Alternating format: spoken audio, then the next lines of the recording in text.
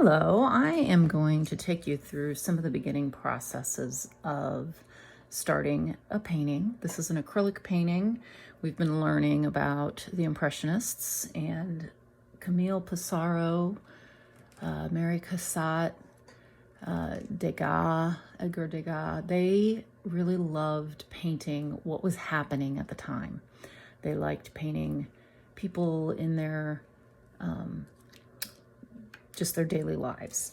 Mary Cassatt particularly loved painting women in their role as women, more so than just the women who did the work and they weren't given rights in society at that time as much as we have now, but really embracing their role as mothers and nurturers and workers and keeping of the home and all of that aspect of being a woman that is so valuable. And so we're so created by God to do those roles well. Not that we can't do other roles, but we definitely are gifted in that area. So what I have here is I have a photo that I took shortly after my grandson was born, almost 3 years ago. And I just love that this photo captures a moment in my daughter's life and in our life. And so this was like literally minutes after Azrael was born. He's still not happy about being born, but he calmed down quickly. Here's another photo that I'm considering using instead of him being sad, but I kind of like that she's immediately taken to the instinct of a mother to comfort her child.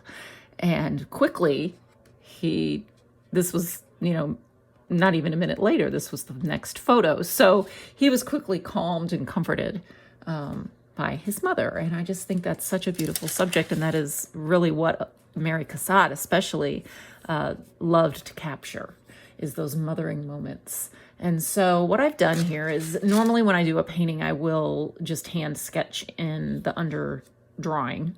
But I also want to show my beginning students, and I do this sometimes as well because it just saves me time, is I will do a tracing. So what I've done is I've laid this over it. I've printed this on cardstock from my printer just so that it's stiffer and it isn't flopping around when I'm wanting to use it as reference. And the other advantage to printing it is that there's nothing, it's clean on the back. So that means I can put this up in the window and trace the parts that are important. So that's what I've done. Now, some of this looks odd because I'm literally tracing the shape of the shadows in some areas. So that's what's helpful as a painter, is because you're molding this out of color, lights and darks and shadows, and shaping, molding, so this looks three-dimensional on a flat surface. So my next step then is I can just simply transfer this to my canvas instead of freehand drawing it, and it will save me an hour or two of time. So what you do at this point then is you put graphite. This is a woodless graphite pencil, which I love the woodless graphite, but you don't have to use this. You put graphite on the back. So I'm going to do that really quickly off camera. I didn't do it before because you wouldn't be able to see the lines as well. And it is a little tricky because you may not see as well, but you'll be able to see. You'll be fine.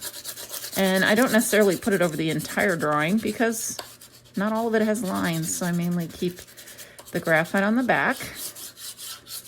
The other advantage of doing it this way is when you start painting in the background, sometimes you lose your initial drawing. And when you do this, you can re-put it back on very quickly and easily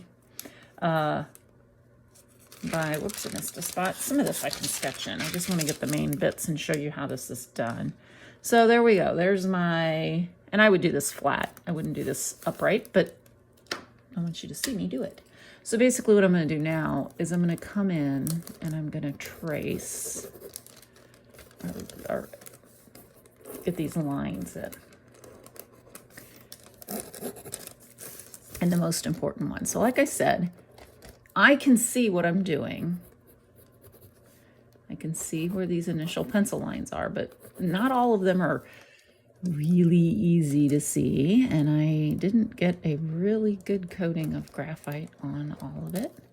I would recommend putting your tracing on a piece of white paper so you can see that you're putting your lines in the right spot, or your graphite on the back in the right spot, rather, because I've missed a few spots because I had it on the desk, which is dark.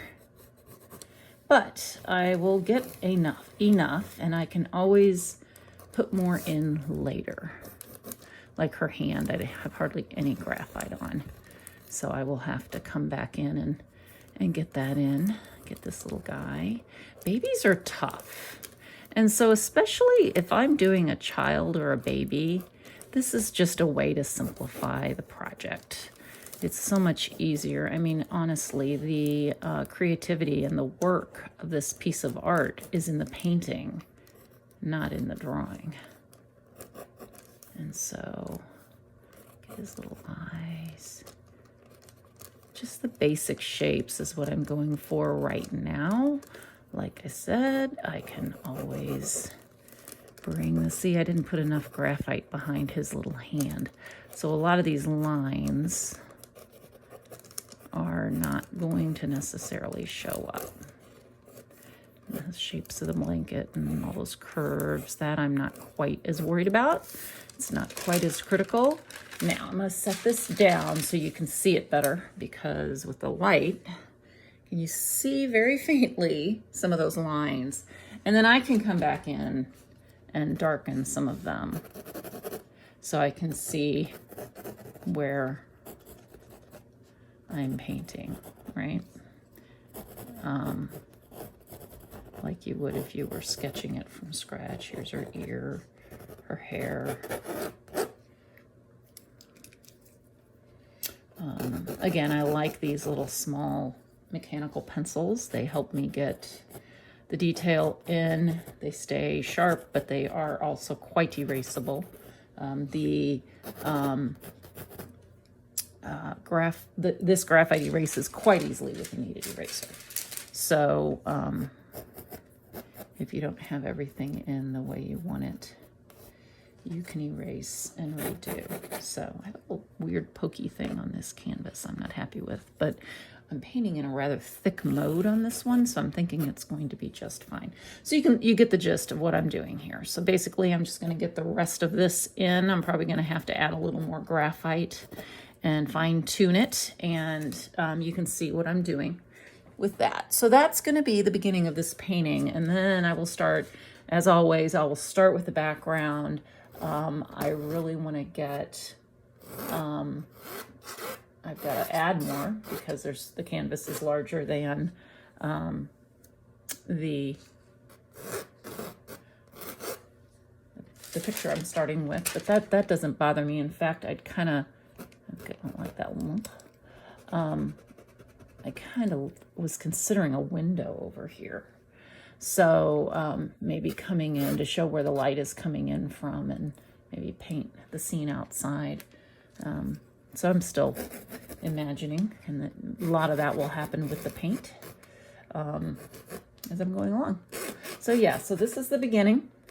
Get her shoulder in there, her arm coming down. This is where her arm is. This is the baby laying on her chest. There's her arm. And then I'll get more details on his little hand, her hand. Notice I removed the bracelets. I want this to be a timeless piece, that you could imagine it being a mother 100 years ago or yesterday. And so to do that, I need to remove any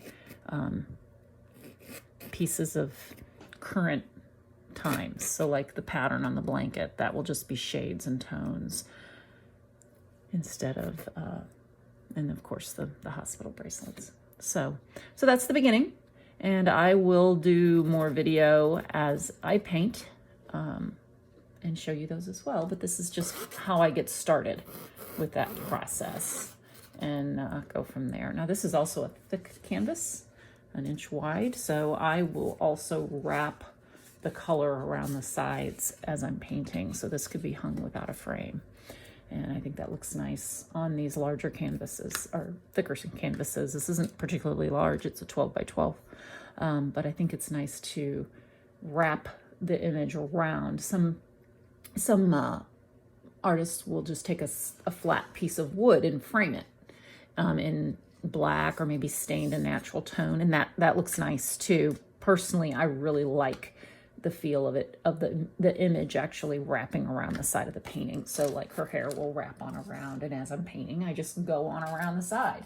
So I like the look of that, and you decide what you like if you're doing a painting with a canvas such as this. So that's it for now, and I will video more as I am ready to start painting.